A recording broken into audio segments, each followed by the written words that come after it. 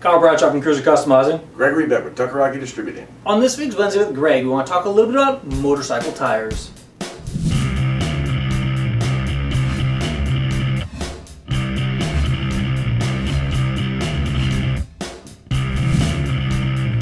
Yep, they're black and they're round and they can be mysterious.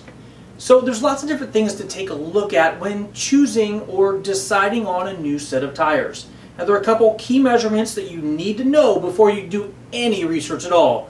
One of those is, what do those numbers on the sidewall of the tire mean? Yes, it's really important to understand the size, how they rate them and stuff, and how they fit your bike. Which one fits your bike. It's really important to know that. Wrong tire on the wrong bike, not good. So tire sizes are usually done with a millimeter and then another number, a speed rating, and then your rim size. That last number is rim size. So a typical tire size is going to be, say, 160, 80, B or R 17. What that really means is you're going to have a tire that's going to be 180 millimeters wide. The aspect ratio is then going to be how tall the tire is, and that's going to be what percentage of that width is going to be the height. Then you have a B or an R. That's either bias ply or radial. The last number is going to be the size of your rim, inches in diameter. Yeah, isn't it kind of weird that you got metric part and then inches? Well, you know what? Dunlop even changes the whole game completely. on their bias ply tires, they're alphanumerical. In other words, instead of a 130/16, oh, they have that too. They have MU 90/16. What does that mean? Most of the tires like that are going to be Harley-Davidson tire sizes, and they really come from way back in the day. There are cross-reference charts, so if you have that type of tire size on your motorcycle or on your fitment spec chart in your manual, you can cross-reference that to a modern-day number. And if the kind of person you're dealing with doesn't know, or you want to look it up, the WWGe catalog, street catalog, has that conversion in the front. Absolutely. So there's a couple key things to make sure you take a look at every single time you get on your motorcycle. Number one is going to be proper tire pressure. Are you running the proper tire pressure for the amount of weight that you're putting onto your motorcycle? Just because that sidewall says 42 psi max doesn't mean that you need 42 psi on your tires if you're just a solo person sitting on your motorcycle. And always check the tires before you go ride. Once the tire is got a load on it and has been running for a while, the air pressure will change because they heat up, and so the relativity changes. So always check them cold. Doesn't mean it has to be cold outside. Just don't go riding and then check it. Check them at home, and remember this: if you're in California and you're down here in the Bay Area and you ride to Tahoe, pressure goes up. Like a potato chip bag, they expand when they get up there. So you might, when you're up there, if you're going to be up there for a couple days or something, you might want to lower the pressure. Inversely, when you ride back down, you have to increase the pressure.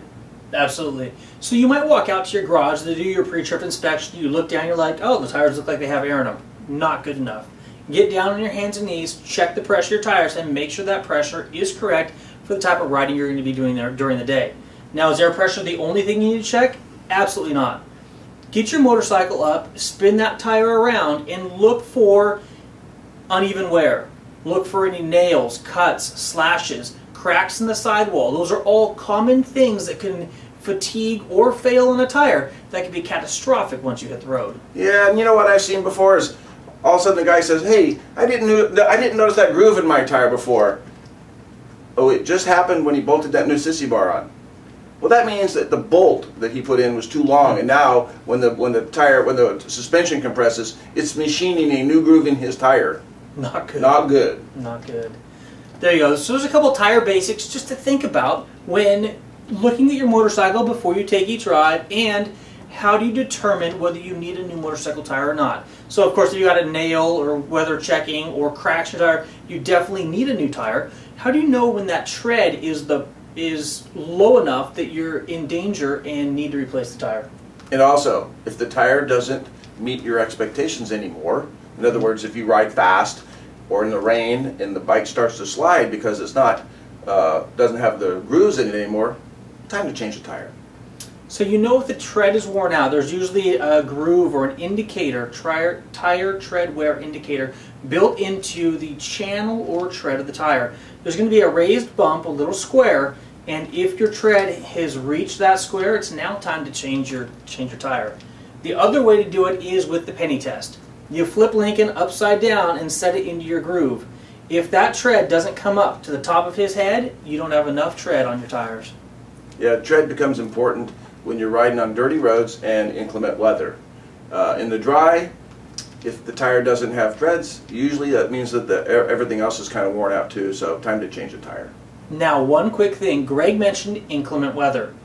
A lot of people believe that in their cars, if you lower the air pressure when riding in inclement weather, you now have more tire on the road and you're safer. On a motorcycle tire, that's absolutely the opposite. What happens when you lower the pressure? Those grooves that are normally open like this actually close up, and your tire cannot evacuate that water as effectively as it can with proper tire pressure. Yeah, so tires are important. Hey, it's your butt in the saddle. It's your responsibility.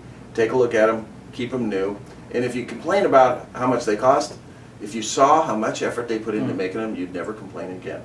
Look, tires and brakes, two things that you only have two of on your motorcycle, and if one of those fails, you're in trouble.